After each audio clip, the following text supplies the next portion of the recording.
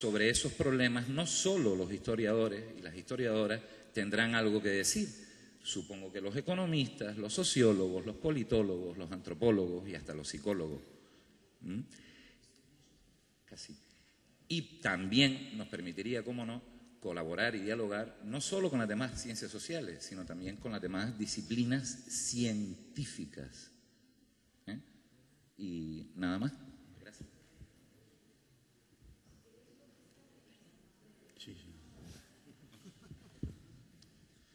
Buenos días a todos. Yo voy a aprovechar para despedirme, diciendo que estoy muy contento de haber participado de este congreso y parabenizar al profesor Carlos Barros y su dignísima esposa por un congreso tan bien organizado que tiene que elevar la honra de los gallegos hasta las estrellas, porque yo no he participado de ningún congreso tan bien organizado. Además, yo quiero decir algunas cosas, porque tenemos muy poco tiempo, no sé cómo resumir todo eso, pero yo he veído las dos mesas y todos nosotros hemos hablado al mismo tiempo de la necesidad de una historia científica. Yo soy partidario de una historia científica, pero al mismo tiempo hablando de la necesidad de la práctica, que tiene muchas dimensiones. Yo propongo pensar la práctica también como la necesidad de una razón crítico-orgánica. Es por eso que yo pienso en la necesidad de considerarmos también las imágenes. Muchas palabras, muchas charlas han tocado en las imágenes. Por ejemplo, mi colega geógrafo ha utilizado los mapas geográficos y ha hablado de la necesidad de las imágenes. Y yo quiero decir que las palabras y las frases también son imágenes que utilizamos para representar los sones, los sentimientos y la historia concreta.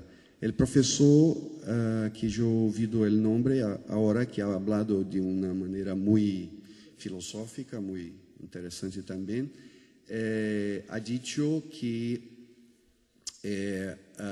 la historia determina el pensamiento, la realidad determina el pensamiento. Y también ha señalado que el pensamiento vuelve a la historia. Y yo podría decir mismo que el pensamiento puede determinar la historia también. Y el profesor de política, a ello yo quiero decir que tenemos todos que estamos, no hacemos, como diría, lo fetiche de las palabras. Cuando un politólogo trabaja sobre la realidad, el proceso histórico, puede hacer sin problema historia. No necesita de un certificado de historiador para hacer eso. Entonces, está muy bueno y tenemos que tener todo muy contento eso. Bueno, ahora yo propongo una cuestión que me parece muy central, porque estamos hablando de crisis de paradigma. ¿Yo estoy hablando muy fuerte? No, debe acortar un poco la intervención para dar paso. Sí, pero yo voy a concluir. Estamos todos hablando de crisis de paradigma, ¿no? Y el paradigma mayor que tenemos es el paradigma cartesiano, el paradigma de la razón pura. El profesor presidente de la mesa ahora ha tenido mucha razón en criticar los posmodernos cuando intentan disolver la historia y tiene razón también en decir que la historia no es solamente representación. Pero yo creo que además de eso tenemos que poner una cosa que viene no de la historia necesariamente, pero de la neurobiología. Es decir, la neurobiología actual propone que no existe pensamiento solamente de razón. Razón es también emoción. Yo quiero saber de esta manera cómo vamos los historiadores y los otros tratar de esta cuestión, porque tenemos que dar una respuesta. Muchas gracias.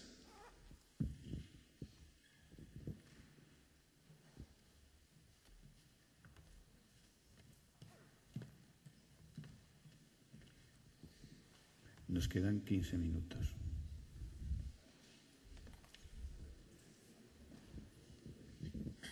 Bueno, en primer lugar yo quiero agradecer lo que ha sido el Congreso, la organización y toda la gente que hace de background para que esto se pueda realizar. Mi propuesta concreta es que quizás hay un tema con el cual los historiadores estamos en deuda, que son los manuales escolares.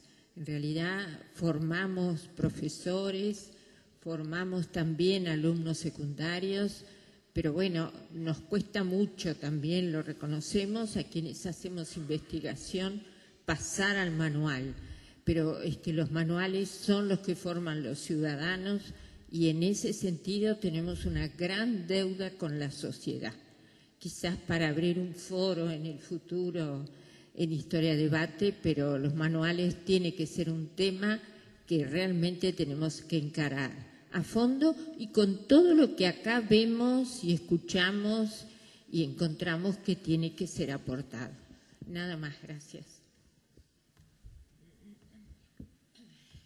Gracias. Pues en relación a la mesa última, que me parece espléndido que haya sido justamente una mesa interdisciplinaria.